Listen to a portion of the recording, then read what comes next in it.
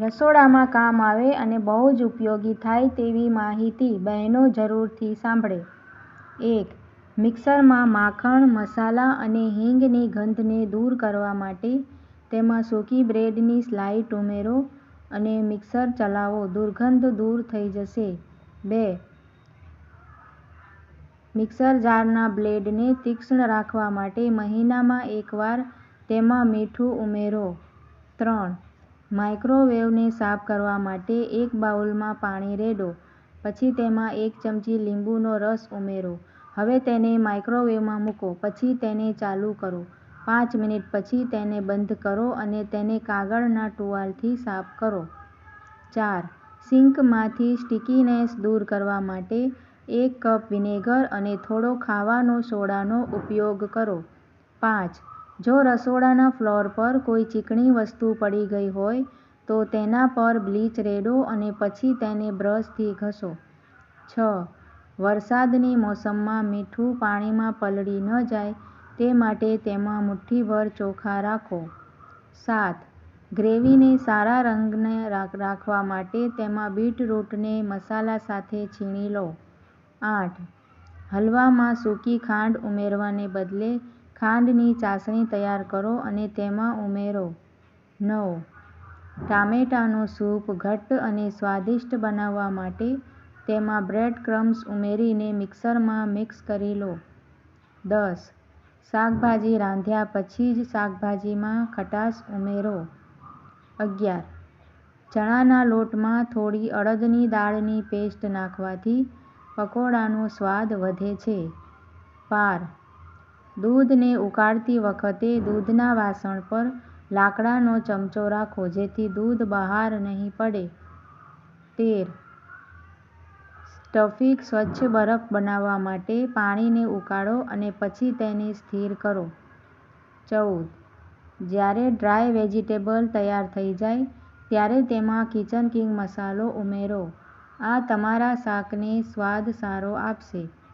15. દહીં સેટ કરતી વખતે તેમાં થોડી ખાંડ નાખો જેનાથી તમારો દહીં ખૂબ જ સ્વાદિષ્ટ બનશે. 16. કણક ભેળતી વખતે અડધો કપ દૂધ પાણીમાં મિક્સ કરો અને આ પાણીથી લોટ બાંધો. તેનાથી લોટ નરમ બનશે અને રોટલી પણ સારી બનશે. 17. ચોખા બનાવતી વખતે તેમાં અડધા લીંબુના ટીપાં નાખો. આનાથી ચોખા ફૂલી જશે. 18. તમારે લસણને અંધારામાં રાખવું જોઈએ. આમ કરવાથી લસણ સુકાશે નહીં. 19. કોઈપણ શાકભાજીમાં પહેલા ખટાશ ન નાખો. જ્યારે તમારું શાક અડધાથી વધુ રંધાઈ જાય પછી તેમાં ખટાશ ઉમેરો. પહેલા ખટાશ ઉમેરવાથી તમારું શાક બરાબર રંધાશે નહીં. 20. જો તમે શાકભાજીમાં લીંબુનો ઉપયોગ કરવા માંગો છો તો તમારે જ્યારે ભોજન તૈયાર થાય ત્યારે શાકભાજીમાં લીંબુ નાખવું જોઈએ. નહીં તો તેમાં વિટામિન સી નાશ પામે છે. 21. આમલેટ બનાવતી વખતે તેમાં 1 ચમચી દૂધ ઉમેરો જેથી આમલેટ નરમ અને સફેદ થઈ જશે. 22. લીલા શાકભાજીને બાફતી વખતે તેમાં થોડું મીઠું અને ચપટી ખાંડ નાખો જેથી કરીને શાકભાજીનો લીલો રંગ જળવાઈ રહેશે. 23. બટાકાને બાફતી વખતે પાણીમાં થોડું મીઠું નાખો. તેમ કરવાથી બટાટા ફૂટશે નહીં અને તેની છાલ પણ સરળતાથી નીકળી જશે. 25. નારિયેળ બરફી બનાવતી વખતે દૂધને બદલે મિલ્ક પાવડરનો ઉપયોગ કરો. 26. જો તમે ચણા અને વટાણાને ઝડપથી ઉકાળવા માંગો છો તો તેમાં 3 થી 4 ટીપાં નારિયેળ તેલનો ઉપયોગ કરો. તેનાથી આપણા ચણા અને વટાણાને ઝડપથી ઉકળવામાં મદદ મળશે.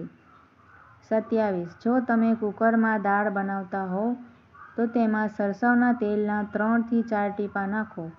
આમ કરવાથી દાળમાં રહેલું પાણી કુકરમાંથી બહાર નહીં આવે. 28.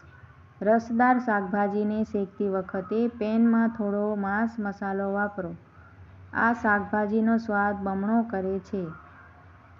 29. જો ઓછું તેલવાળું અથાણું બરાબર ઓગળ્યું ન હોય તો તેમાં વરિયાળીનું પાણી ઉકાળો તેને ઠંડુ કરો અને તેને અથાણાંમાં ઉમેરો.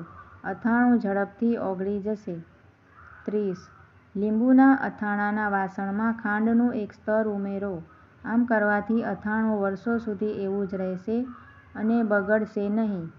31. સુગંધિત ચોખા બનાવવા હોય તો બનાવતી વખતે તેમાં તજનો એક નાનો ટુકડો નાખી દો.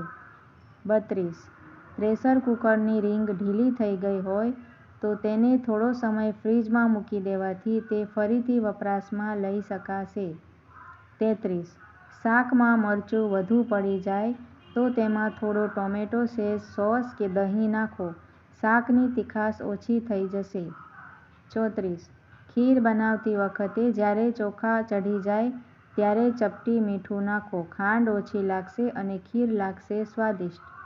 35. ટમેટાં પર તેલ લગાવીને શેકશો તો તેની છાલ સરળતાથી નીકળી જશે. 36.